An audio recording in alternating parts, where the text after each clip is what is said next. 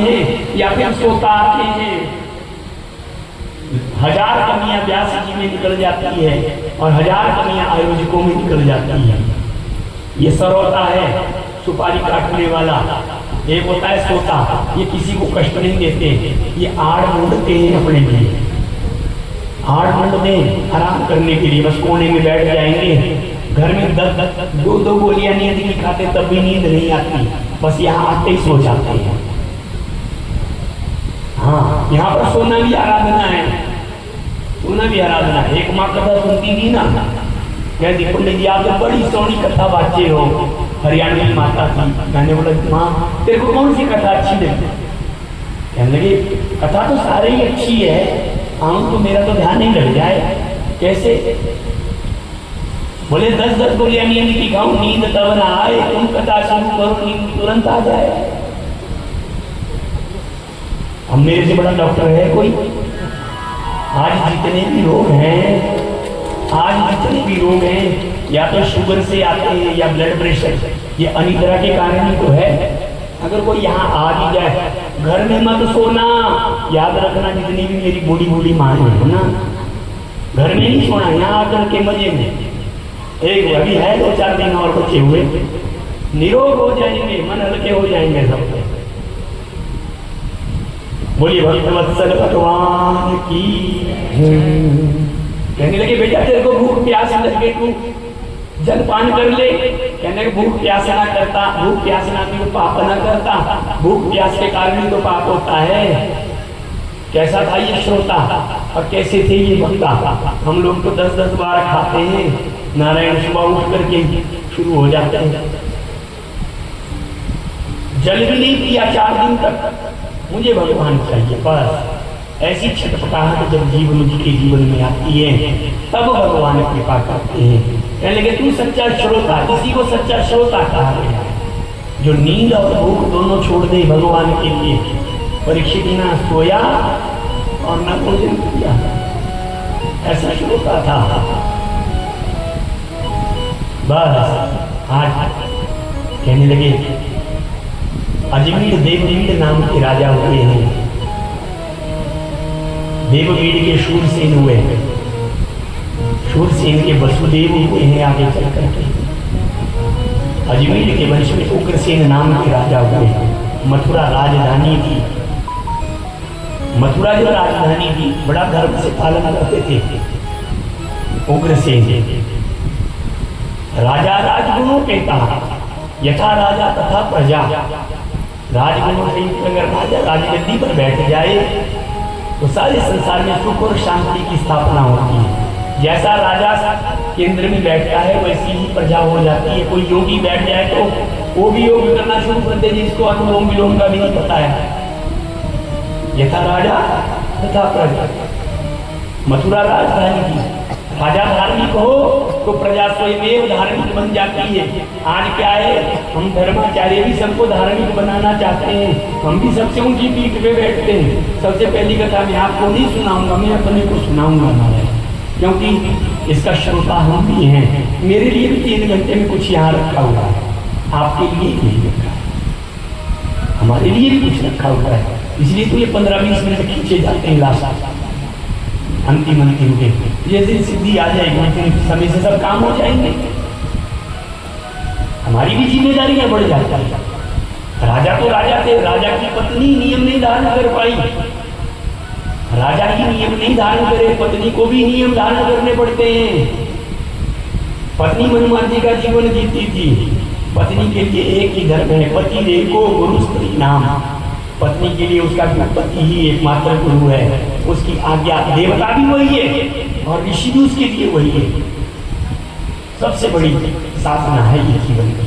पति जिसको गुरु माने, पति जिस देवता की पूजा करवाए, उसी में अपनी आस्था को रखे, वो धर्म पत्नी मानेगा।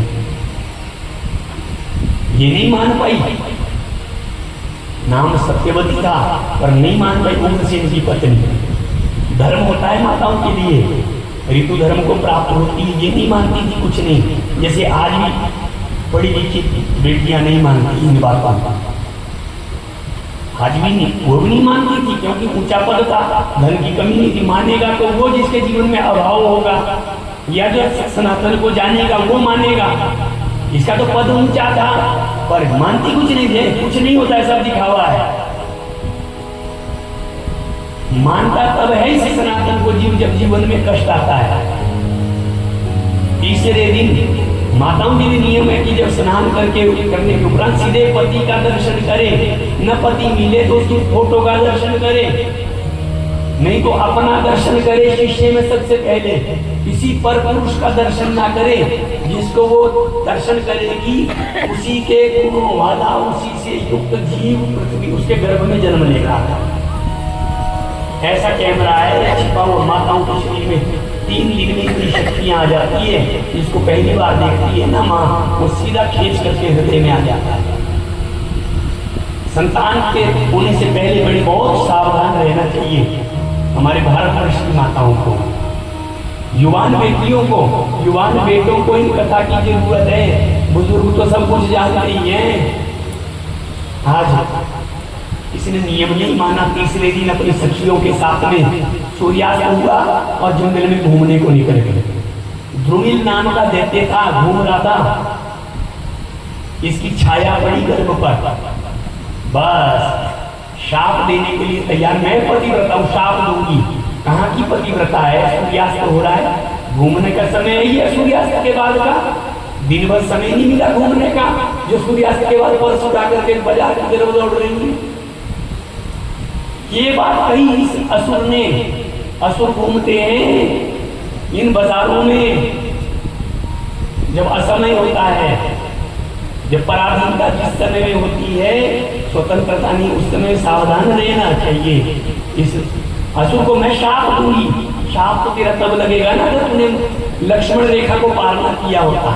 जब जब सीता ने जाना लक्ष्मण रेखा पार की, तब तब उसके जीवन में रावण आए हैं। इसलिए लक्ष्मण रेखा ये कोई पाबंदियां नहीं थी, ये सुरक्षा कवच है शास्त्रों के। इसका ध्यान करें। इसने ध्यान नहीं किया और इसके गर्भ में असुर आ गया। जब जन्म हुआ उग्रसेन को पता चला, विद्वानों ने कहा जहां का ये राजा बनेगा वहां की प्रजा दुखी रहेगी। पता लगा जब राजा था उग्रसेन को, इसने रातों रात अपनी सारी प्रजा को सुख देने के लिए जमुना जी में डाला, अपने पुत्र को जमुना जी में डाला। शूरसेन गए लेकर के आए। शूरसेन को नहीं बताया कि ये मेरा पुत्र है, मेरी पत्नी के गर्भ से पैदा हुआ है। रातों रात बच्चा ये बड़ा होने लग गया, नाम रख दिया कंस इसका। कंस नाम रखा इसका। अब इसके विचार देखने लगे, देवर्षि नारद की नजर पड़ी, अरे ये तो भगवान को भी वैकुंठ से नीचे उतार सकता है। आगे देवर्षि नारद, इसको तो तपस्या में लगाना चाहिए। तप में लगा, तप करने को लगा दिया। इसके लिए शिव के लिए तपस्या करा। कौन करवाएगा? बड़े परशुराम हिमालय पर आ गया, महेंद्र पर्वत पर परशुराम की सेवा करने लग गया। परशुराम जी की सेवा करी, शिव कृपा मिल गई। गुरुदेव गुरु की कृपा से कहने के गुरुदेव मुझे पराक्रम दीजिए, मुझे कोई देवता भी ना मार सके, मेरे को पराक्रम दीजिए, बल दीजिए। कहने लगे भाई बल पराक्रम में दूंगा तुझे, जो आया हुआ है तो जन्म को मरना भी पड़ेगा। अब चिरजीवियों में तो हम गिने चुने लोग हैं, 7-8 लोग हैं जिनका चिरजीवियों में वर्णन है। इसलिए एक काम करिए, भगवान शिव का धनुष है मेरे पास, ले जा। इस धनुष को कोई तोड़ेगा नहीं, जो इसको तोड़ेगा वो तेरे को छोड़ेगा। धनुष लेकर के आ गया, शिव की कृपा मिल गई। आकर के देखा जिसको शिव कृपा मिल जाए तो फिर जरासंध की नजर पड़ गई, बड़ा युवा के बच्चा है, बेटी की अस्थि प्राप्ति, रिश्ता लगा दिया कंस के साथ में। शूरसेन को कह करके ये तो जिसको शिव मिल जाए उसके साथ हम अपने बेटी का विवाह करूंगा। एक नहीं 2-2 बेटियां दान कर दी। विवाह करने के बाद जो है ना शक्ति जो है दोगुनी हो जाती है। अब जिसके 2 विवाह हुए होंगे उसकी शक्ति कितनी हुई होगी? विवाह के बिना होता है अकेला आदमी, विवाह के बाद दोगुनी शक्ति, और विवाह के उपरांत अगर 2 पत्नियां थी तो उसकी चौगुनी शक्ति। अस्थि प्राप्ति पत्नी के रूप में मिली गुरु की कृपा से। देवर्षि नारद को प्रणाम किया और पिता को प्रणाम करने जा रहा था। देवर्षि नारद ने कह दिया, अरे तेरे पिता कौन है तुझे पता है? कहने लगे शूरसेन है। बोले शूरसेन का बेटा नहीं है बेटा तू, आज तुझे सच्चाई बताता हूँ, अब कोई दुराव छिपाव नहीं तेरे पास में, उग्रसेन तेरे पिता है। अरे हम राजा के पुत्र हैं, प्रणाम किया, कहते हैं पिताजी प्रणाम, आपने नहीं बताया कि हम आपके पुत्र हैं। बोले जरूरत नहीं पड़ी इसलिए नहीं बताया। कहने के पिताजी आप बूढ़े हो गए हैं, अब एक काम करो, आप जंगल जाकर भजन करो, अब हम राज करेंगे। देखो हमने शिव की कृपा भी प्राप्त कर ली, पत्नी भी, हम विवाहित भी हो गए, हम राजगद्दी पर बैठेंगे। पिता के जी तेजी गद्दी पर बैठने के लिए प्रयास कह दिया। कहने के बेटा गद्दी पर वो बैठ सकता है जिसको प्रजा चाहती है। बोले जो नहीं चाहता उसको जेल में डालो। बोले मैं नहीं चाहता। बोले पिताजी एक काम करो, आप ही करो। पहले पिता को जेल में डाल दिया, पिता को जेल में डाला, सारी प्रजा विरोधी हो गई। प्रजा का समर्थन लेने के लिए चाचा थे देवक, बेटी थी देवकी, उसका रिश्ता पक्का कर दिया वसुदेव जी के साथ में। बस विदाई कर रहा था अपनी बहन की और खिले बीज रहा था, रो रहा था फपक फपक करके, और माताएं देख रही थी, अरे हमारा राजा तो ये कितना कोमल है, ये तो नारियल जैसे हमारे राजा, बाहर से कठोर अंदर से पानी पानी भरा हुआ है। ये माताएं ही जो है कुर्सियां बनाती है, राजगद्दियां बनाती है। माता किसी के दुख को देख नहीं पाती। यही माताएं कुछ दिन पहले कह रही थी बड़ा पापी है, पिता को जेल में डाल दिया। और आज जब बहन के सामने रोते देखा, माताएं किसी की आंसू नहीं देख सकती हैं। कहने लगी यही माताएं, अरे क्या जरूरत इस बच्चे को जमुना जी में डालने की, इसने थोड़ी किया था कोई पाप, अब गलती तो इसकी माँ की थी, इसकी कोई गलती थोड़ी थी। ठीक किया, ऐसे पिता को जेल में ही डाला। अरे हम तो कहते हैं ऐसे पिता को तो फांसी लगा देनी चाहिए। वही माताएं कह रही है जो कह रही थी कि अपने पिता को जेल में डाल कर बैठा हुआ है। बस समर्थन मिल गया प्रजा का, देवताओं की कुर्सी। जैसे भाई आज विदा करने के लिए बहन को जाता है, कंस जा रहा था विदा करने के लिए परीक्षित, जिस रथ का सारथी कंस हो वो मंजिल तक नहीं पहुंच सकता, आधे रास्ते में ही आकाशवाणी हो गई, अस्यास्तमष्टमो गर्भ हंतायाम बहसेवदा। अरे अमूल हे मूर्ख, जिसको लेकर के जा रहा है ना, इसका 8वां गर्भ तेरा काल होगा, ना बेटा कहा ना बेटी। मारने को तैयार हो गया, केश पकड़ लिए, वसुदेव जी ने रोक लिया। अरे तुझे देवकी से तो कोई भय नहीं, देवकी नंदन से भय है ना? बोले हाँ। बोले पुत्रान समर्पयिष्यस्या, इसके पुत्रों को तुझे अर्पण करूंगा मैं, छोड़ दे इसको, आपको जेल में रहना पड़ेगा। बोले ठीक है। कहाँ तो सुख के दिन आने हैं, और कंस के कारागार में जो है पहुंच गए। साल भर रहे, पुत्र जन्म हुआ, कीर्तिमंत लेकर के गए। अरे प्रतियात कुमारो यम मैं यस्मात् अस्मि निभयम, मेरे को इससे कोई डर नहीं है, ले जाओ इसको लौटा करके, 8वां लाल मेरा काल होगा। सब देवता सोचने लगे ये तो पुण्यात्मा बन गया। देवर्षि नारद को आगे किया, कहने लगे गुरुदेव पाप का घड़ा जल्दी से भरो तभी भगवान आएंगे। गया देवर्षि नारद आए, पूछा कंस से भैया कौन गया बच्चे को लेकर के? बोले मेरी बहन हुई है, आकाशवाणी हुई है, 8वें लाल से का 8वां गर्भ मेरा काल है, ये तो कहला है। उठाया कमल हाथ में, बोले यहाँ से भी 1 2 3 4 5 6 7 8, एक से गिना तो 8वीं याद कर दी। बोले देवताओं की गिनती नागरिक गिनती है, वाम से करी का इदाई सैकड़ा से 8 7 6 5 4 3 2 1, 8 से गिनना शुरू किया तो पहली एक करी। बोले पहली 8वीं होगी या 8वीं पहली होगी ये पता नहीं है, ये देवनागरी गिनती है। ऐसा भाव भर दिया। कंस ने कारागार में जाकर के एक एक करके 6 पुत्र नष्ट कर दिए। जिस माँ का 1 पुत्र जाए या 2 पुत्र जाए कितनी रोती है, जिसकी आंख के सामने 6 गए होंगे वो कितनी रोई होगी। आंख के आंसू भी सूख गए थे परीक्षित, एक ही शब्द निकलता था, हे प्रभु तू अनंत, तेरी माया अनंत। भगवान भी खड़े हो गए वैकुंठ में। भगवान जैसे ही आने लगे, शेष भगवान खड़े हो गए। इस बार आपको मेरा पीछे चलना पड़ेगा। पिछले अवतार में छोटा भैया था आपका, जंगल जाना पड़ा, इस बार छोटे। ध्यान रहे, छोटे भाई को बड़ा, बड़े को छोटा बनना पड़ेगा। बड़ा भाई जो होता है वो पिता का रूप होता है, छोटा भैया पुत्र का रूप होता है, बड़ी बहन जो होती है वो माँ का रूप होती है, छोटी बहन कन्या का रूप होती है। ये अद्भुत स्वरूप है माताओं का, संसार का। इसलिए इसलिए ध्यान रखना चाहिए, अपने अपने कर्तव्यों का पालन करना चाहिए। और कंस कारागार में भगवान अनंत आए, योग माया को बुलाया, जा गर्भ का संकर्षण करके रोहिणी के गर्भ में स्थापित कर दे।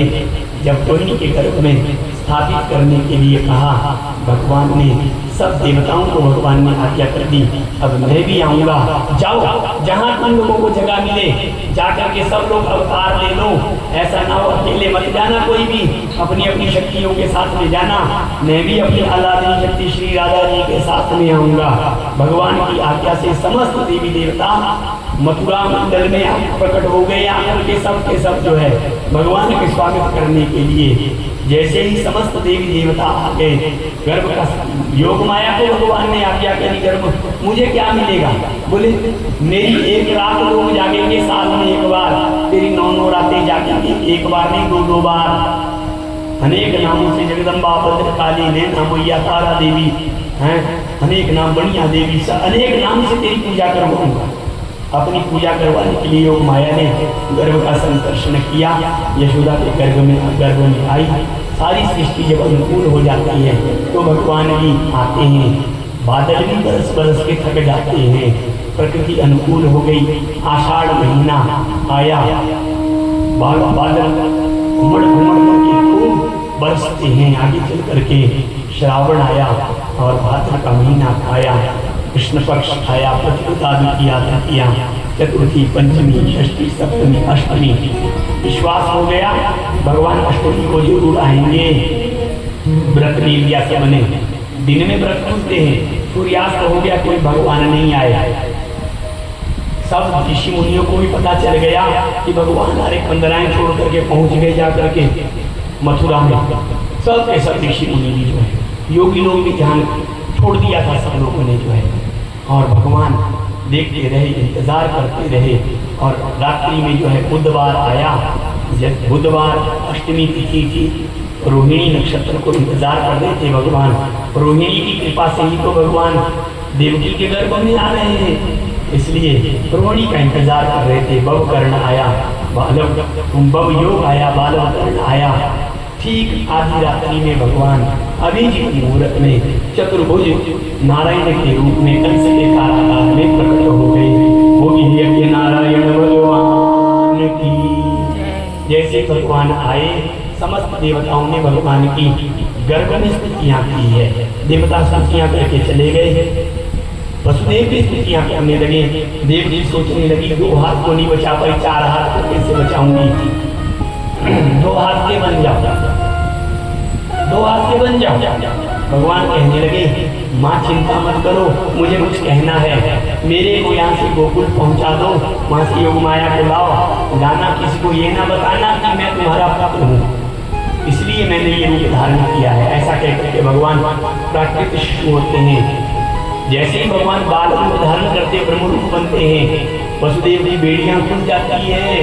भगवान को पकड़ते ही ताले खुल जाते हैं, पहले आप सब सो जाते हैं, कंस भी सो जाता है। सुख में उठा करके जमुना जी में बाढ़ आ जाती है। भगवान गोकुल में पधराया, वसुदेव जी ने योग माया को लाया। जैसे योग माया आई और वैसे ही जब किलकारियां होने लगी, सब पहरेदार जाके बंधन पड़ गए। सुंदर संकेत, जब जब जीव ब्रह्म को शीश पर धारण करता है तो बंधन खुल जाते हैं। माया को पकड़ने के बाद सारे बंधन लग जाते हैं। ये मायापति के भगवान जो है, पहरेदार काम क्रोधादि विकार भी सो जाते हैं जब भगवान आते हैं। कंस आया, कन्या को मारना चाहा, अष्टभुजा कर धारण करके योग माया आकाश मंडल में उड़ गई। परीक्षित किमया हत्या मंदा, जाता करो तबान करके तेरा अंत करने वाला पैदा हो गया है। कहाँ? बोले बज 84 उसमें किसके घर? बोले सारी ठेकेदारी लेके जा, को ढूंढ करके आ। कंस को भयभीत कर दिया और योग माया विंध्याचल पर्वत पर जाकर के विंध्यवासिनी के रूप में स्थित हो जाती है। भगवान गोकुल में आए, यहाँ सब भगवान के भक्त रहते हैं, सामाजिक लोग रहते हैं। जैसे भगवान आए, देवता भी छद्म वेश में इस गोकुल में आकर के जो है भगवान के नंदोत्सव का आनंद लेते हैं। शिवदेव भी कहने लगे, नंद स्वात्म ज्योत पन्ने जाता लाडो महामना बस पातम के उत्पन्ने जाता लाडो बस पातम के उत्पन्ने जाता लाडो महामना बस पातम के उत्पन्ने आदमी पर वेद ज्ञान नाथ शीलदंकृता वेद ज्ञान नाथ शीलदंकृता सभी लोग भाव से गाइएगा भी थोड़ा गाइएगा